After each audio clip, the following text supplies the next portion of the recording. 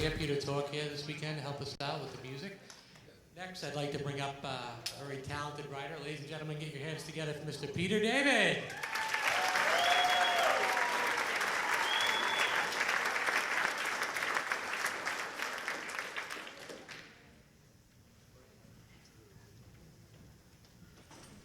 Hello, Springfield.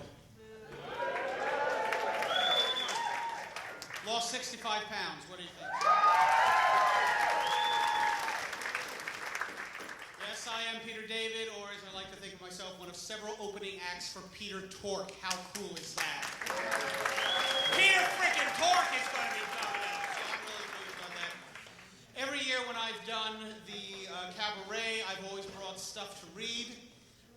This year I had a whole nice, really cool assortment of stuff laid out on my living room table, where it is currently sitting.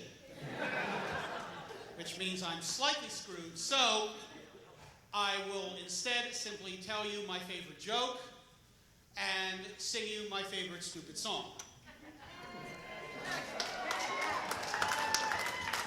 Okay, my favorite joke. Benny the actor had been out of work for quite some time because of his agent, and he says, look, I need a gig, any kind of gig. I haven't had a TV show, I haven't had a movie. I called United FanCon, they don't want me. I'm scraping the bottom of the barrel. The agent says, look, Benny, I'll do what I can for you. The agent calls him back and he says, Benny, I have an incredible break for you. I called the Coronet Theater. They're opening a new show tonight, and one of their lead guys, the guy who opens the show, got sick. And they need someone, and the good news is they will take you sight unseen because they know your work. They don't even need you to come in and read. The bad news is it's one line. One line at the beginning of the show. Betty says, you know what? There's no small parts, only small actors. I don't care. It's one line. It's a gig. Maybe casting agents will see me. What's the line? The agent says, hark, I hear the cannons roar. Betty goes, hark, I hear the cannons roar. I like this. I like this line. There's so many ways I can do it, so many ways I can say it. This is fantastic. When do I have to be there? He said, well, the show opens tonight at 8 o'clock. Be there at 7 o'clock so they can get you into makeup, they can get you into costume, so they can show you where you're supposed to be on stage when you say the first line of the show, which is, hark, I hear the cannons roar. Well, Benny is just thrilled. He hangs up and he starts rehearsing the line. Hark, I hear the cannons roar. Hark, I hear the cannons roar. Hark, I hear the cannons roar. Hark. And he's going over and over it, and he is so thrilled. He goes out to the bar. He starts drinking to celebrate, buying everybody rounds. He is having a great time. Next thing he knows, he wakes up, and he discovers that, oh my God, it's 7:30. Holy crap. He leaps into his car. He drives across L.A. like a madman. The whole time, he keeps saying the same line over and over. Hark, I hear the cannons roar. Hark, I hear the cannons roar. Hark, I hear the cannons roar. Hark, I hear the cannons roar. He gets to the theater. He comes screeching up. He goes banging on the side door. Stage manager opens up and says, who the hell are you? What? He says, I'm Hark, I hear the cannons roar. Stage manager says, my God, you're Hark, I hear the cannons roar? Get up to makeup. They're waiting for you. He goes sprinting up to makeup. He runs into makeup. Makeup says, who are you?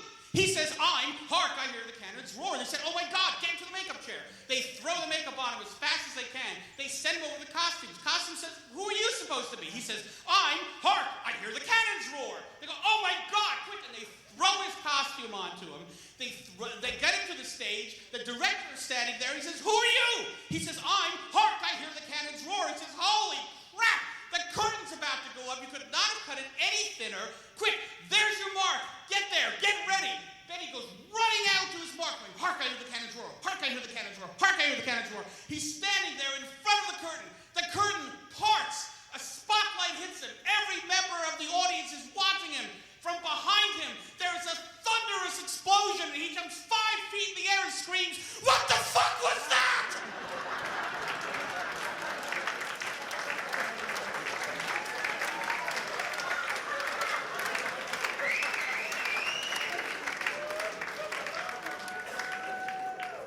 Yeah, that's my favorite joke. Okay, my favorite stupid song. This is a song that I first heard some years ago when I was in Scotland. I was at a convention in... Can somebody toss me some water? Because it just blew out my throat on Hark, I hear the cannons roar. Anyway, yeah, thanks. So I'm going to a convention in Glasgow, a Star Trek convention. Now, I probably kind of got off on the wrong foot when I had, my first audience, and I said, okay, guys, just for me, I'd like you all to say, Captain, the engines cannot take much more. And they all just kind of went, no, we're not going to be saying that. But it was great in Glasgow. It was great folks there. At one point, I was walking down a street, and I turned the corner, and there was a blue police box. I was like, oh my God! And I go running up to the police box, and they take my picture with it, and everything was really cool. And I also went to a Scottish pub, of which there was a plethora. And it was there that I learned how to drink Scotch neat. It was out of necessity because I ordered Scotch on the rocks, and the bartender, I thought, was going to leap across and strangle me. He said, I'm not going to ruin perfectly good Scotch with ice. You'll drink it like a man. Yes, sir. And I drank the Scotch neat, and ever since then, whenever I drink Scotch, I drink it neat because I'm afraid the guy's going to find me. And there was this one guy there, and this is not the song, but there's one guy there who was totally hammered. And he starts singing the theme song to Fireball XL5 for no discernible reason. And I said, why is he singing the theme song to Fireball XL5? And his friends say, oh, whenever he gets drunk, he always sings the theme song to Fireball XL5. We have no idea why. And I'm like, oh, okay. And I run into him the next day, and as I'm passing him, I start going, I wish I was a spaceman. And he goes, oh, God. Was I drunk again last night? Yeah. Anyway, while I was at the pub, somebody started singing the following song, and they all joined in, and they all knew it, and they all thought it was hysterical. And I'm sure some of you know it. Feel free to jump in on the chorus if you know it. Feel free to jump in on the chorus if you don't know it, because you probably figure it out. Okay? And I was singing a cappella for the simple reason that, since I didn't know I was going to be singing anything, I have no musical accompaniment whatsoever. Okay. This is a story about a Scotsman clad in kilt who left a bar one evening fair, and one could tell from how he walked that he drunk more than his share. He fumbled round until he could no longer keep his feet. Then he stumbled off into the grass to sleep beside the street. Ring ding diddly audio, ring di diddly io. He stumbled off into the grass to sleep beside the street. About that time, two young and lovely girls just happened by. One said to the other with a twinkle in her eye, see yon sleeping Scotsman, so strong and handsome built. I wonder if it's true what they don't wear beneath their kilt. Ring ding diddly audio, ring di diddly io. I wonder if it's true what they don't wear beneath their kilt. They crept up on that sleeping Scotsman, quiet as could be, lifted up his kilt about an inch for them to see, and there, behold, for them to view, beneath his Scottish skirt was nothing more than God had graced him with upon his bird. Ring ding diddly audio, ring di diddly io, was nothing more than God had graced him with upon his birth. They marveled for a moment, then one said, we must be gone. Let's leave a present for our friend before we move along. As a gift they left a blue silk ribbon tied into a bow. Around the bonny star the Scots kilt did lift and show. Ring ding diddly audio, ring di diddly io. Around the bonny star the Scots kilt did lift and show. Now the Scotsman woke to nature's call and stumbled to the trees. Behind the bush he lifts his kilt and gawks at what he sees. And in a startled voice he says to what's before his eyes, oh, lad, I don't know where you've been, but I see you won first prize. Ring ding diddly audio, ring di diddly io. Oh, lad, I don't know where you've been, but I see you won first prize.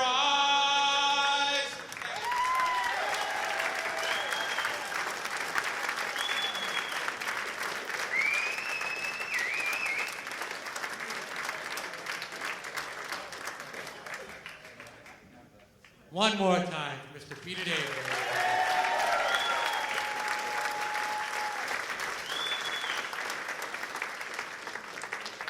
So from Scotland to England to Ireland to New Zealand. Ladies and gentlemen, I'd like to bring out Mr. Mark Strickson.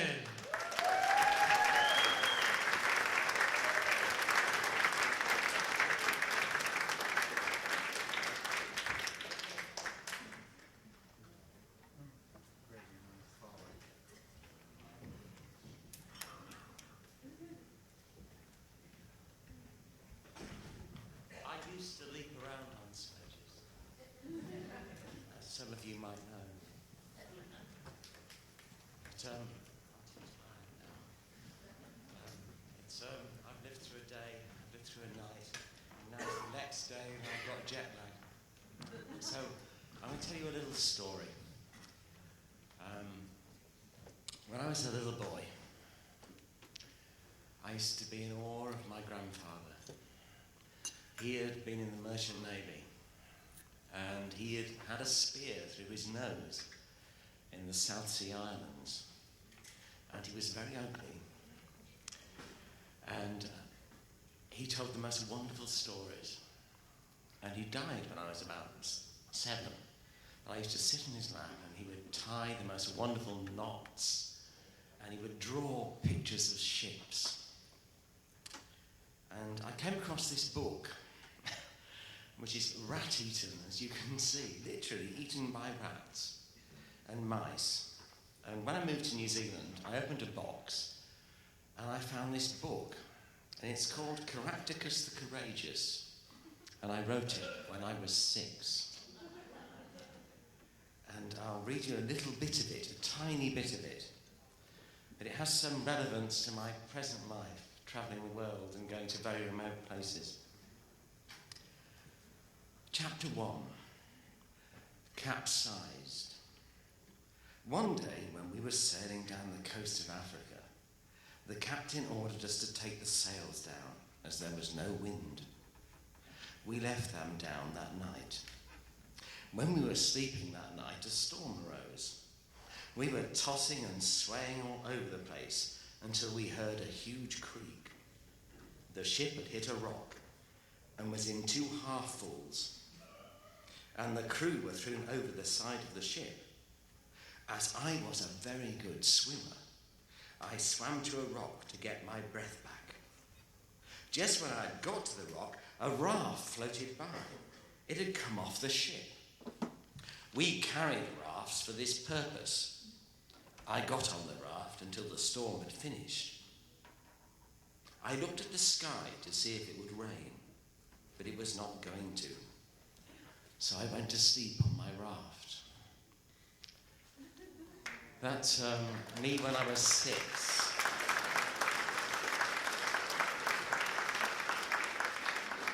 And then I became an actor. And then I did become an adventurer. And then I really have had some most amazing adventures. So instead of singing and dancing around tonight, I'll tell you maybe one of those adventures that I've had. And it relates to the dear departed Steve Irwin, who I loved very much. Steve and I made a film on crocodiles together. And I spent 6 months filming crocodiles without Steve for this film, and I almost died twice. And it was probably because I hadn't learnt enough from Steve, to be honest. The first time I almost died was I was at the end of a billabong, which is a lake in northern Australia, and I'd left my cameraman to film some shots of birds. Now, when you're filming crocodiles, this is the sort of story I wished my grandfather had told me. I'm going to be a great granddad one day. You have to carry a big bamboo pole with you. Right, why do you have to carry a big bamboo pole with you? Because when crocodiles fight, it's like Peter Pan now, isn't it? When crocodiles fight, they bash their heads together. And the bigger the head is, the more hollow it is, because crocodiles only have a brain literally about the size of the top little bit of my little finger. So the bigger the head, the hollower the sound. So if you're a big croc and you smash your head against another croc, it makes a big noise to the other croc. So you carry a big bamboo pole around with you, because if a croc attacks you, and this is the theory, it's coming straight at you, this crocodile, you whack it on the top of the head, and it backs off. Okay, that's the theory. Now we come to the practice. So I'm stupidly walking up this billabong. I've left my cameraman at the other end, and he's taking pictures of birds. And I see this monitor lizard's nest, and it appears to have been a crocodile's gone in there and it's taken the eggs out. It's ripped the eggs out. It looks old to me. So I go in and I stupidly go in and I go straight in at this nest. And the moment I get to the nest, a female crocodile bursts out of the water. 18-foot of animal just comes straight at me. And I whack it on the head with my bamboo pole. And it works. Now that sounds easy. Trust me, that sounds easy. But to this day, I just whacked on it and then it stopped. And you must never turn your back on a crocodile. And I walked backwards and it took a step towards me, and then I walked backwards a bit more, and then I ran out of there. And I got back to the cameraman, and I couldn't hardly speak, and sort of told him what had gone on. And we went back to the settlement we were at, which is a little Aboriginal settlement right up at the north of Australia. I mean, you can't get a plane in there. It takes days to get to these places. And I basically lay on the concrete floor for 3 days and drank beer and shook. And then I went out and tried to film crocodiles again. So I'll tell you the second story about me almost being killed by crocodiles, which is on the same shoot. We're trying to film this crocodile, and this involves KY jelly and tights. Just to give you some idea of where we're going, which is why I only tell this story after 9 o'clock at night, all right? We're trying to film this crocodile, and you watch these natural history programs, and we're trying to film a crocodile that's going into its nest, and the little crocodiles, when they're banging out, they're in their eggs, and they call to the mother crocodile, and she comes in because she hears them crying, and she scrapes away at the nest, and they break out, and she helps them to the water. Okay, that's what we're trying to film. But the thing is, the crocodiles up there know about humans. They don't want anything to do with us. And we know this female croc has got to scrape away at her nest soon. Well, 28 days later, we're still sitting there, literally 28 days later. We have been bitten to death by mosquitoes. And that's where the tights come in. One way you can stop yourself being bitten is put another layer on your body. So we went to the local shop. There aren't really shops, they're sort of like little stations, the Aboriginal stations there. And we bought tights, which we put all over our bodies, all up our arms, all up our legs, so we wouldn't get bitten. But we were still putting mosquito repellent on, and then we discovered the crocodiles could smell mosquito repellent. Ow! So we now can't put mosquito repellent on. So we now pitch a tent, and we put microphones all around this swamp, so this mummy crocodile doesn't know we're there, and we can hear where all the other crocodiles are, and we put lights out in the daytime, and we can put the lights up just as she's going into the nest, and we can film it. This is going to be magic. So she starts coming towards the nest this night, and we put the lights up.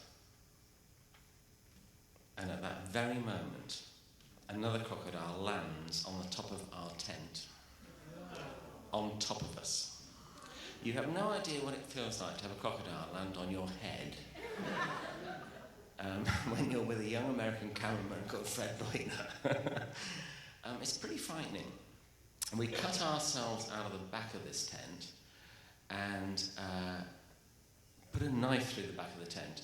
And then we had to, because all our lights by that time had failed, We then had to run across the swamp where there were other crocodiles and make our way to the jeep.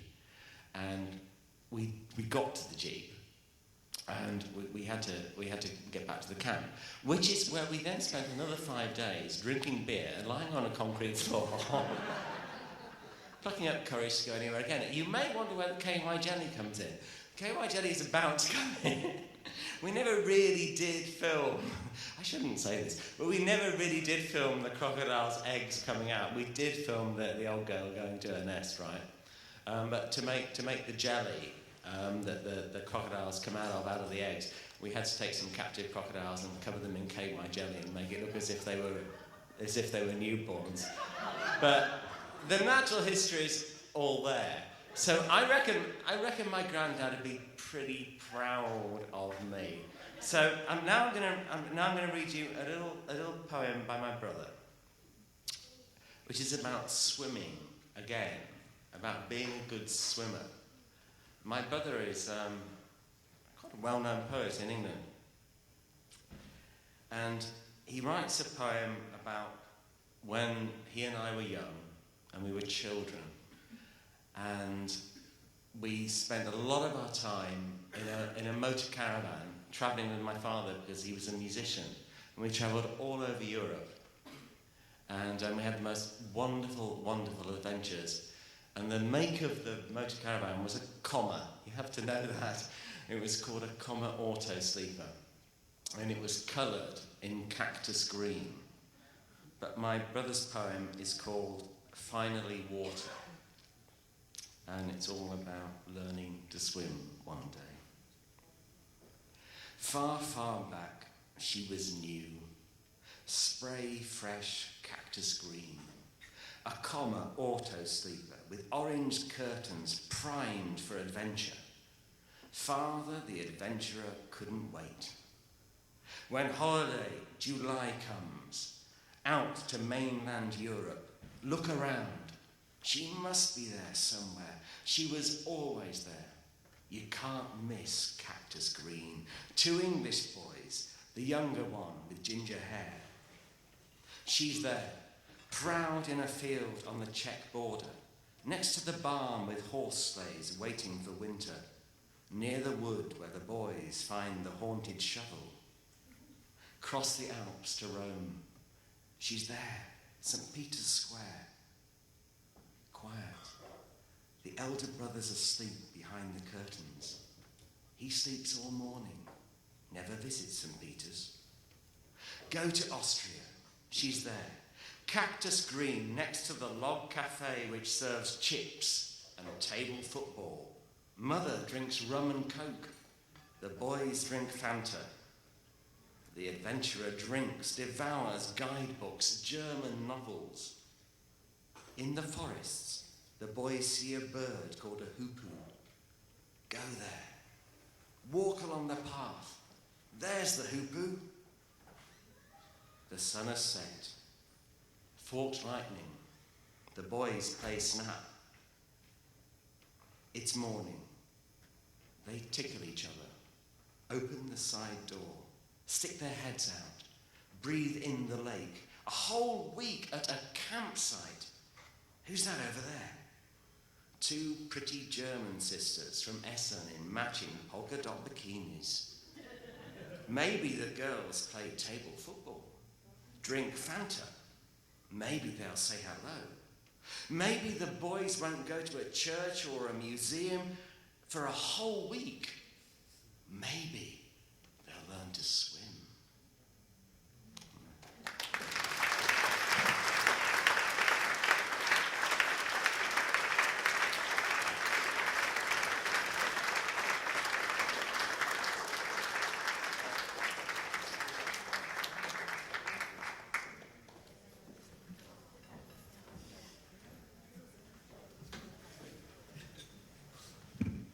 One more time for Mr. Mark Strickson.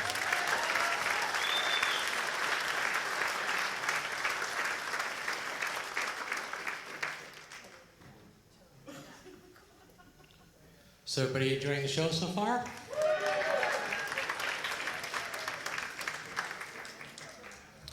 So what would be the best way to close out the show?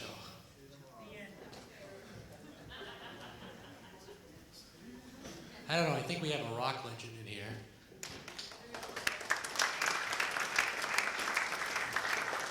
I think Mr. Tork is probably the most underrated member of the Monkees. This man can play just about anything.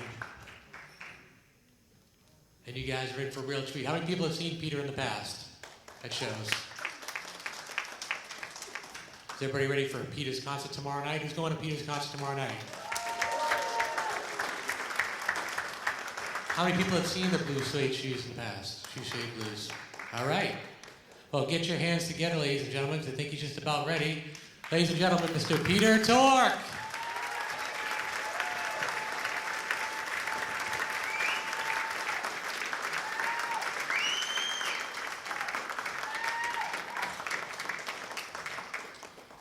Let's see. I got some stuff here. It was kind of boxes and things to try for certain special effects, but I'm going to get myself tangled up.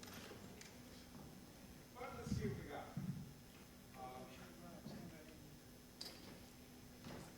Okay. Let's try that.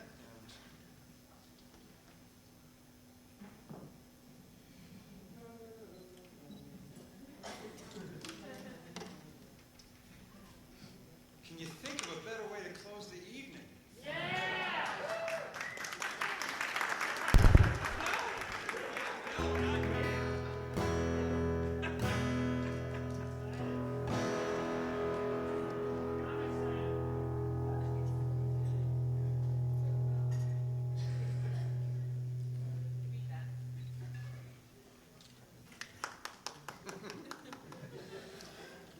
Thanks, Peter, for that magnificent display of the electronic arts.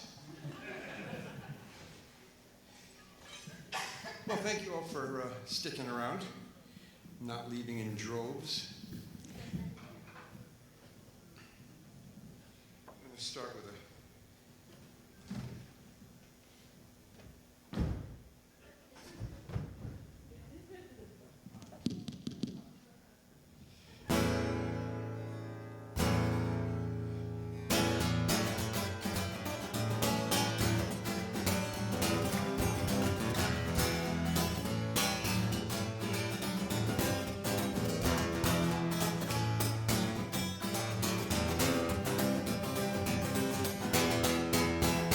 Do I have to do this all over again?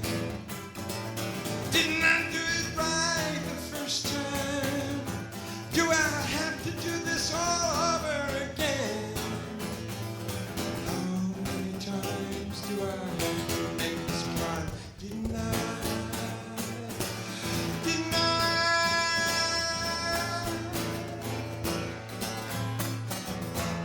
Can I see my way to know what's really real?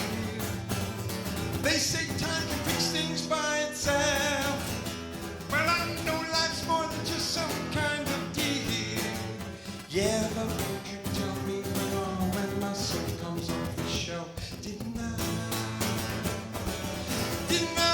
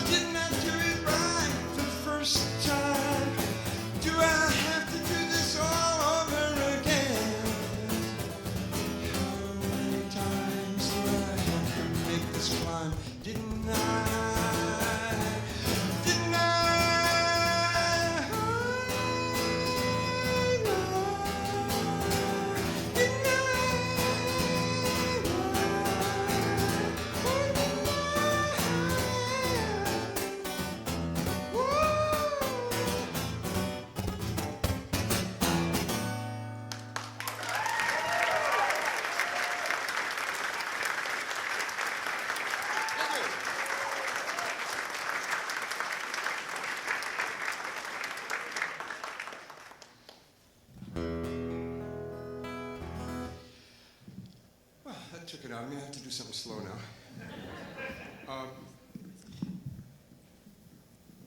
I was talking earlier today to some of you about my folky background when I was back.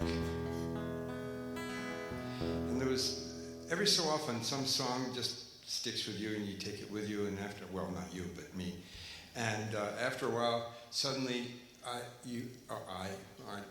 talk about this song. Suddenly I had occasion to sing this song, and out of the blue, it just meant a whole lot more to me.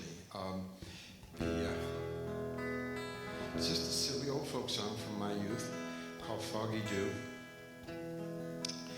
And one of the features of it was that it says, I worked at the weaver's trade, and it reminded me that one of my hero bands when I was a kid was called the Weavers, who were a folk singing band. And so that was just one of the additional little extra somethings that went along with the song, as well as the fact that somehow it seemed to apply a great deal more to me than it had when I first learned the song.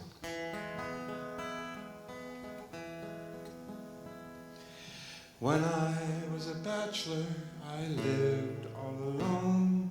I worked at the weaver's trade. And the only thing that I did that was wrong was to woo a fair young maid. I wooed her in the winter time, and in the summer too. And the only thing that I did that was wrong was to keep her from the foggy, foggy dew. One night she knelt close by my side when I was fast asleep. She threw her arms around my neck and then began to weep. She wept, she cried, she tore her hair. Ah, me, what could I do? So all night long I held her in my arms just to keep her from the foggy, foggy dew. Again, I'm a bachelor, I live with my son. We work at the weaver's trade. And every single time that I look into his eyes, he reminds me of the fair young maid. He reminds me of the winter time and of the summer too. And the many, many times I held her in my arms just to keep her from the foggy, foggy dew.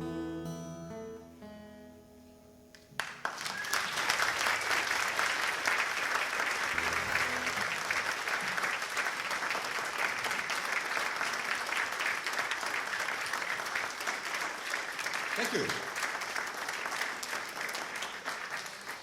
Thank you, those of you who applauded. The rest of you, eat dirt. When I grew up in a classical household, which is a little strange, but there was Beethoven and Mendelssohn's Violin Concerto, and even some Ravel and Stravinsky for dinner. And when this rock and roll thing came around, I wasn't much interested in any song that you knew the next chord even if you'd never heard the song before.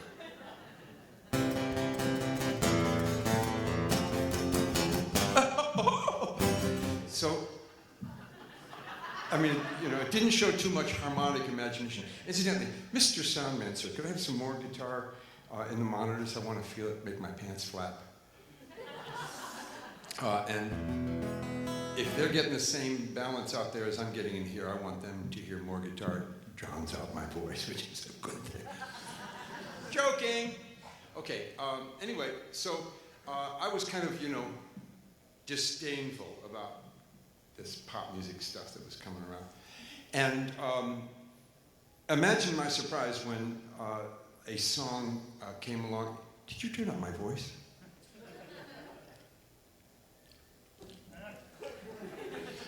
This next song came around and destroyed all of my resistance. For one thing, it had chord changes, which was really wonderful, but then there was something else. I don't know what it was. But the song had completely converted me to pop and rock, and where I live to this day, now I'm all on the blues side of it. You'll see tomorrow night if you're still here. And the only reason I tell you all of that much about the song is that it meant so much to me when it hit me that I've lost all objectivity on it whatsoever. I have no idea whether this song is any good or not. And if you think it's any good, then the evening is guaranteed to be a success. And if not, I'll be on to something else in 2 minutes and 27 seconds, so stick around for that, okay?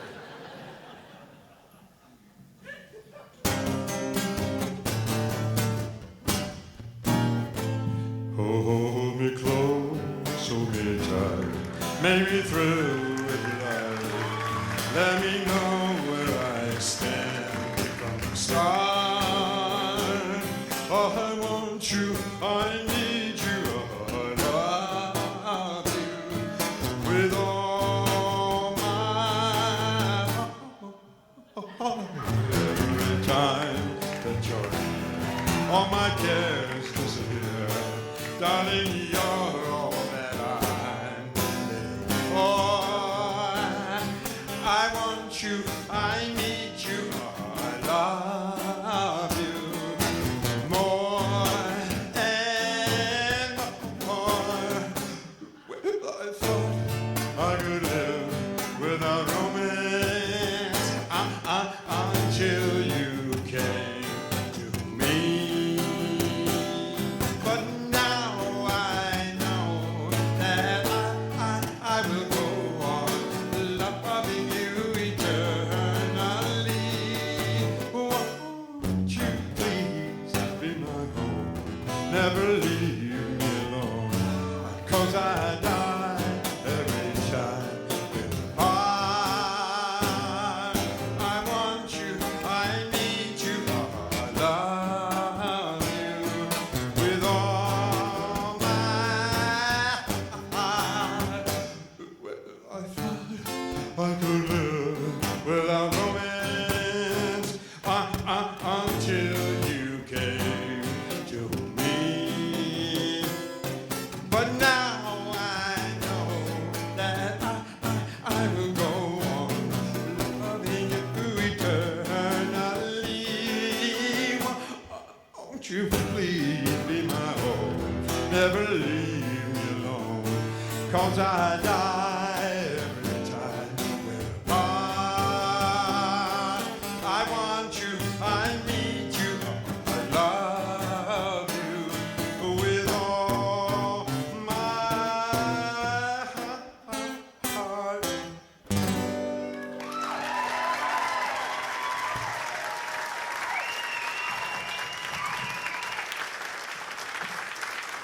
I want to thank my mama and my papa.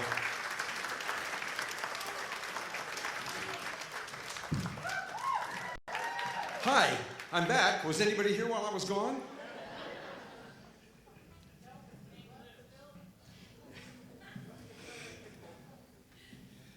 Okay, I have a set list here, I think, a song list of songs I had thought that maybe I would do. Okay, here's one for you. I'm going to now perform the Toccata and Fugue in D minor by no. Actually, I don't know the fugue, just the toccata.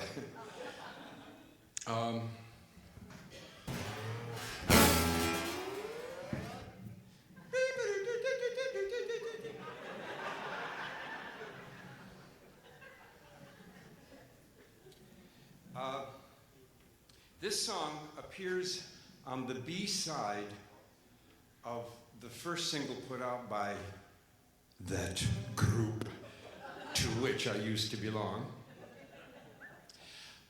It's a Carole King song, which It's not a guarantee, but a pretty good indication. This version is very different from the way it appeared on the B side. I can also recommend Taj Mahal's version, which is different from both of these versions.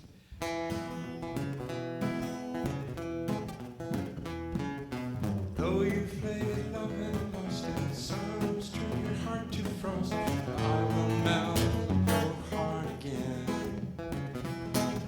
Remember the feeling as a child when you woke up in the morning and smiled. It's time you felt like you did then. Come with me, I'm gonna take you where the taste of life is green, and every day holds wonders to be seen.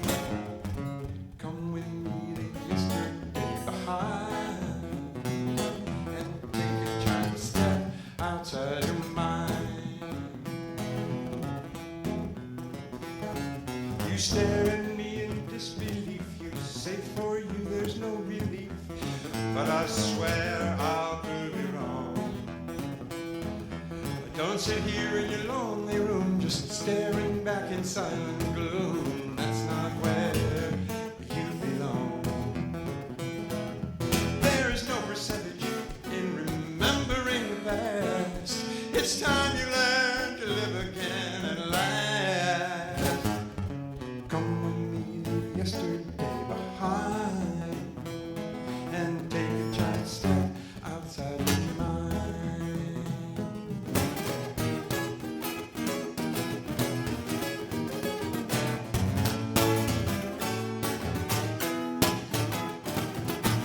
Come with me, I'm gonna take you where the taste of life is green, and every day holds wonders to be seen.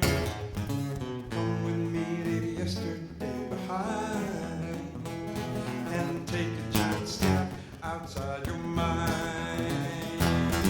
Come with me to yesterday behind, and take a giant step outside your mind.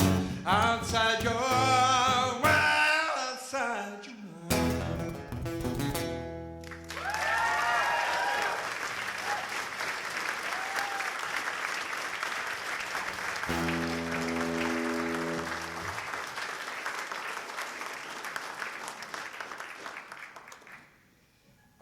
If you have any requests, stuff it. Because these are all the songs I know. And I'm doing them all. So that's just about it.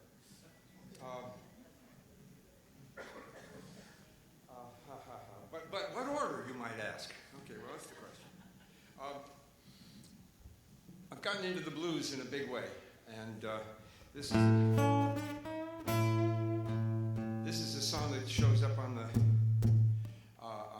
the most recent CD put out by Shoe Suede Blues, my blues band, and this is on that one, and amazingly enough, it's for sale.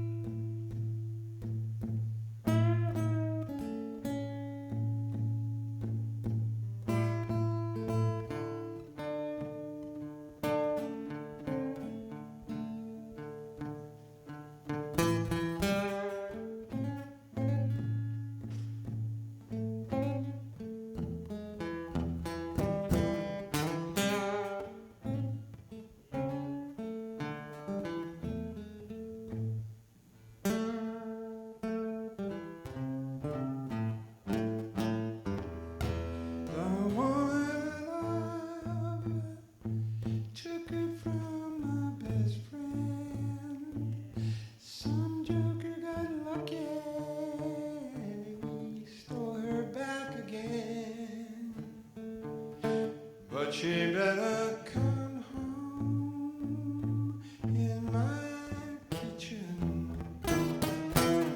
because it's going to be raining outdoors.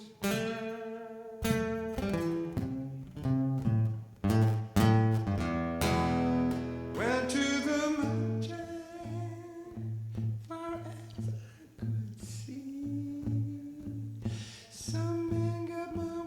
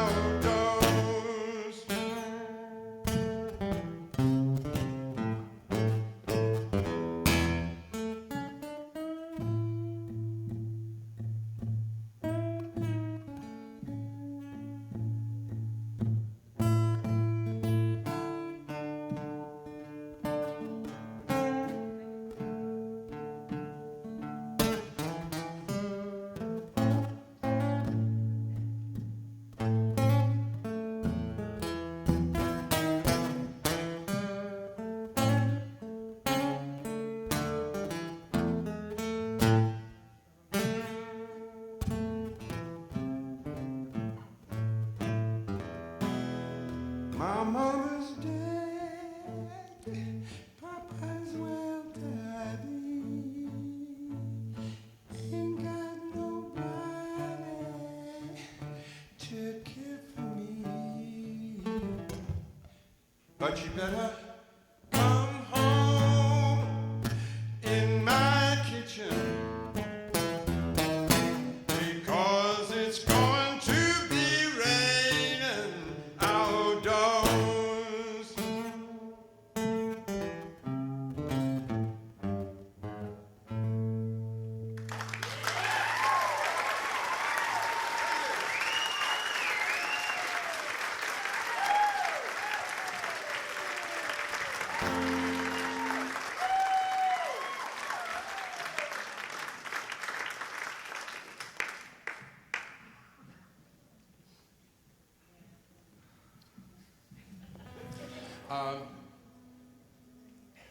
Seeing as how it's, what, about 37, 40 shopping days left till Christmas, I'm going to sing a song that my brother wrote that he called the Christmas song for. He used up all his creativity on the song and couldn't come up with a better title.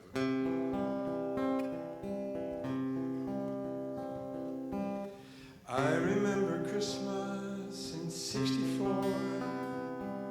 Joey woke up in the dark on Christmas morning, opened up the door,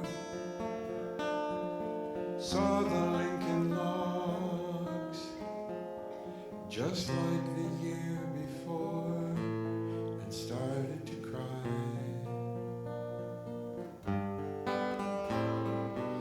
I remember Christmas in '62. Danny put the blindfold on and broke that old piñata right in two. The toys came tumbling down, and still she felt so blue and didn't know why. And I remember Christmas in '69. Wanted to get home, but the boys in the band said we don't have the time. There's so much work to do.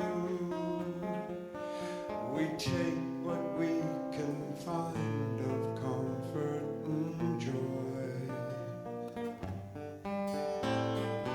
And I would make a wish, but then who am I? I would take the yearning, any kind of burning hopes that never die. These I would not destroy. Yes, these I would satisfy. And why? Can't this Christmas find at least some peace of mind, some sweet release, at least for each and every girl and boy?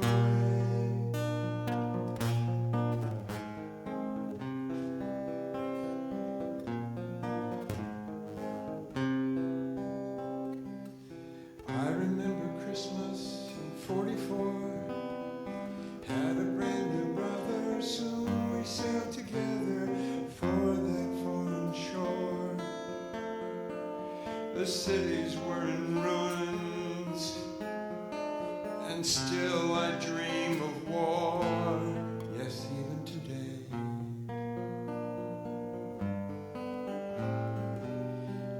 I remember this was in '81, trying to explain the war in places near and foreign to my only son, who could not understand,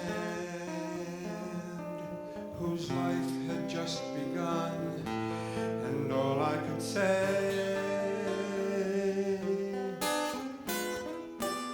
someday we'll believe we're worth some peace of mind, some peace on earth, goodwill to all in each and every way. Some find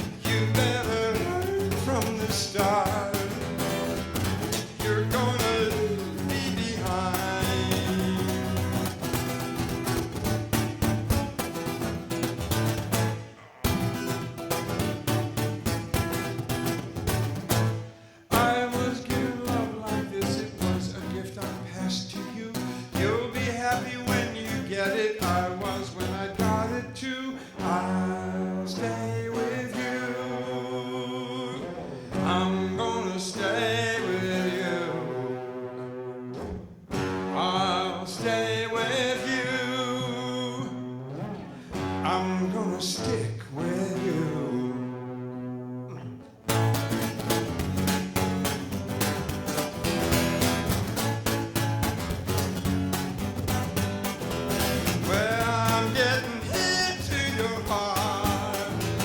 I'm getting into your mind. You better learn from the start. You're gonna have to leave me behind. Yeah. Baby, love you everywhere. Take me with you when you fly.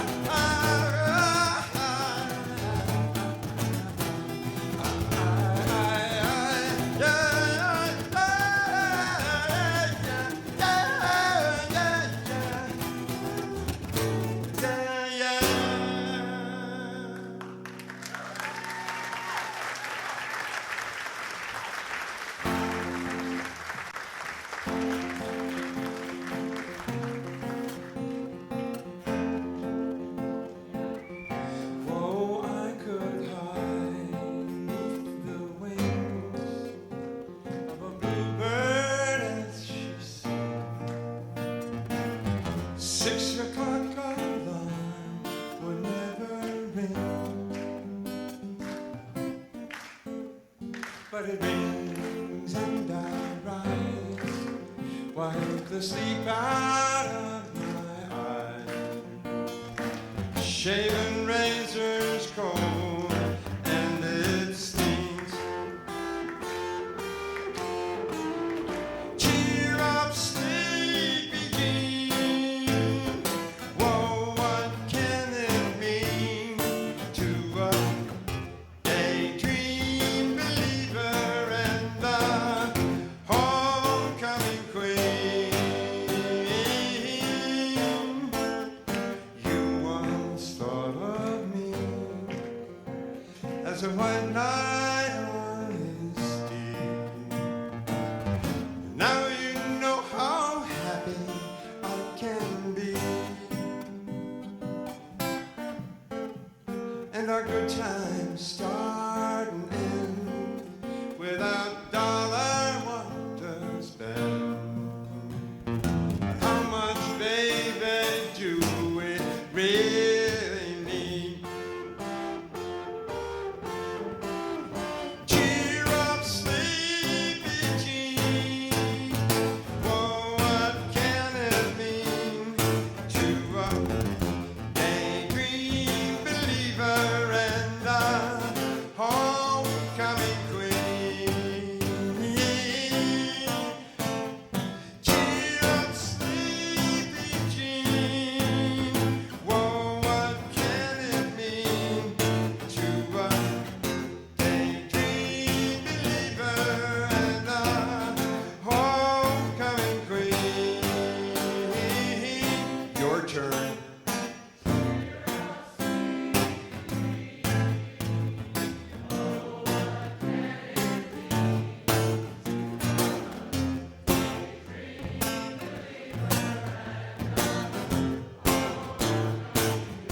That sounds so good. Do it again for me.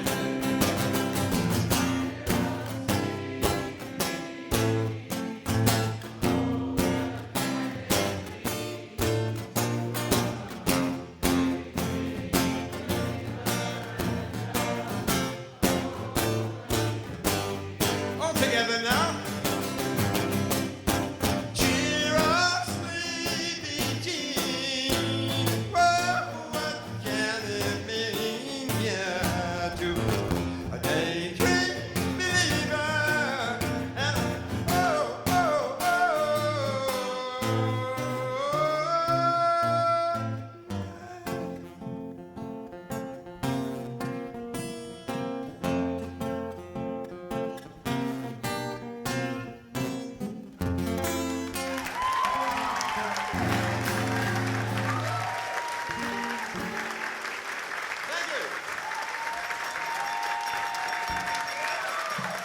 Thank you very much. Bless you and keep you. Stay well. For goodness sake, people. What, are the chairs hard?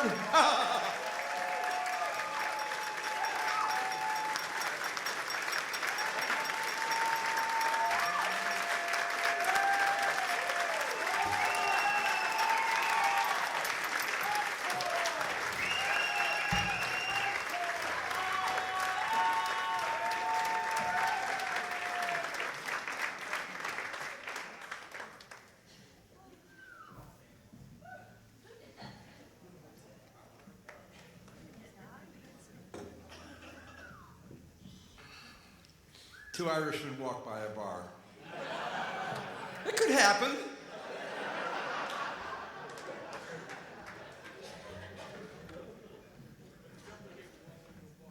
You know how you make a whale float?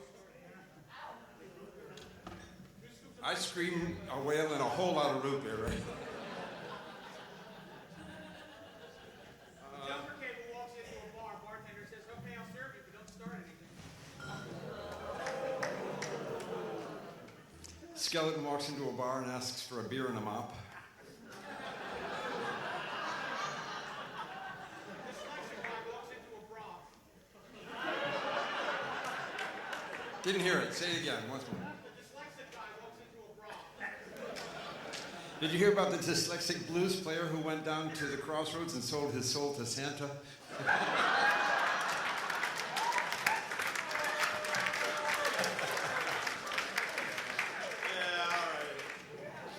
Okay, I'm going to do a couple more songs real quick. One I wrote myself, and the other one I wrote somebody else.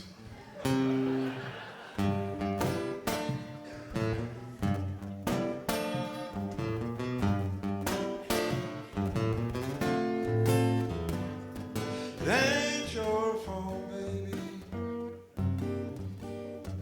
Go ahead and do what you gotta do.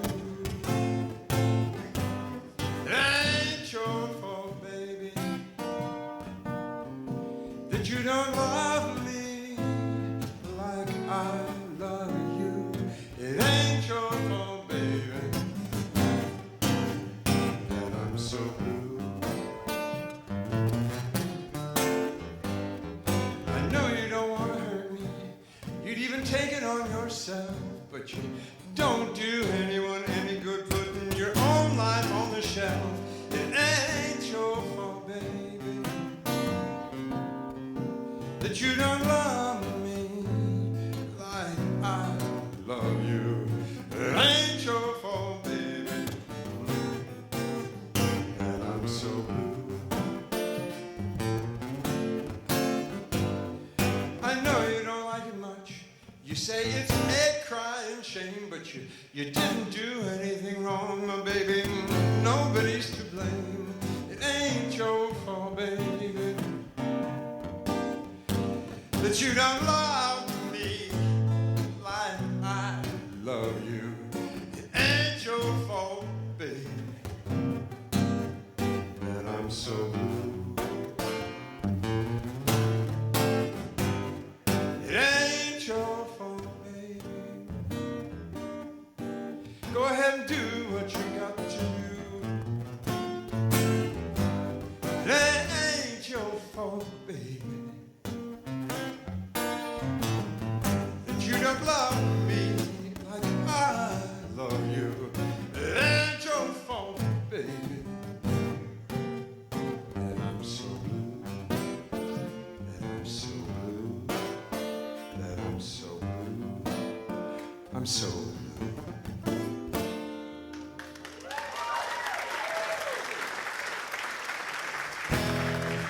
Okay, this is a song by the group I think is the greatest pop rock group of all time, and you guys have a part. You probably even know the lyric. It's la la la la la la la la la la la la la la la.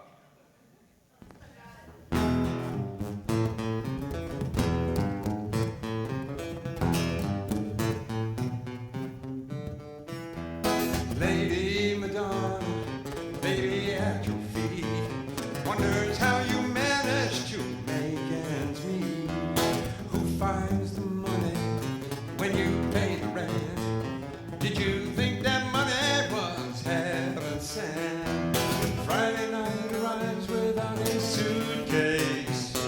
Sunday morning creeping like a nun. Thursday morning, use your suitcase. See how they run.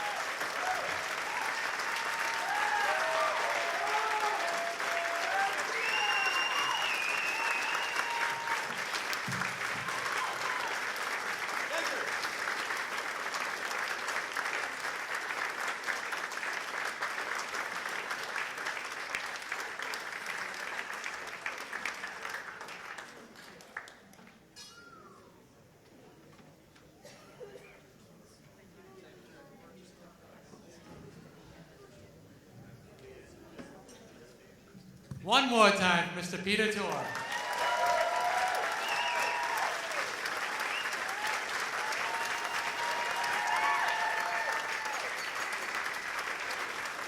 Now I want you all to come to tomorrow's concert. It's going to be even better. All right.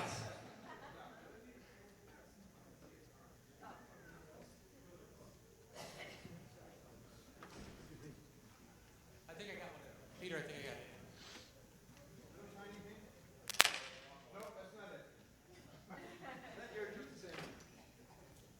Well, thank you. That concludes tonight's performances. And what a way to close, Mr. Peter Tork.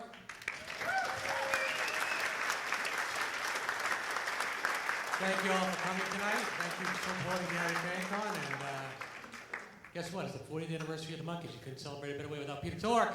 Ladies and gentlemen, thank you, Peter. Thank you, Peter David, Mark Strickson, Gary Jones, Connie Christian, Dean Haglin, and all performers tonight. Thank you very much. Have a great night. And our dance will be coming up in a few minutes. Thank you very much for coming.